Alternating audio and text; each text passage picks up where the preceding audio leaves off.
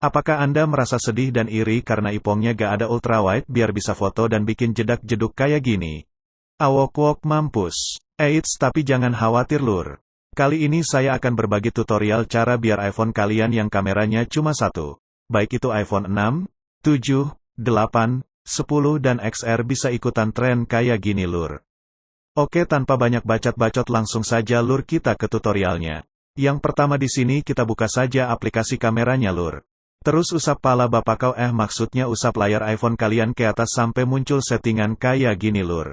Yang pertama kita atur dulu ukuran fotonya ke 4:3 lur. Kalau sudah selanjutnya kita atur flashnya biar nyala.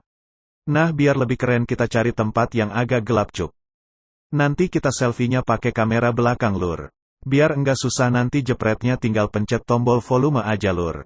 Oke sepertinya gak ada tempat gelap di sini lur. Bentar dulu ya lur, aku mau nyari tempat gelapnya dulu. Aduh anjrit, aku belum mandi lur, tapi gak apa-apa lah, mandi gak mandi juga tetap jelek. Nah kayaknya di sini lumayan gelap nih. Oke langsung aja kita selfie lur. Anjrit, muka gue kayak monyet yang diupin-ipin lur.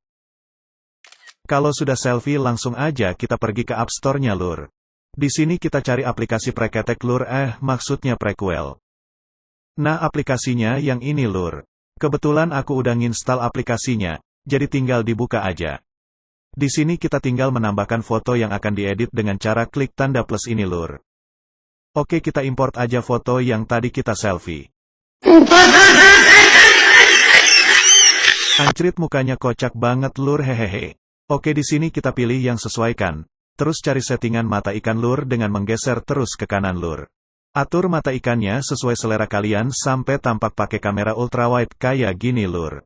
Hasilnya lumayan juga ya lur, daripada beli iPhone 11 tapi gak punya duit mending pakai tutorial ini ya lur, hehe. Oke lur, kita coba buat jedak-jeduk dulu lur biar kayak monyet hits.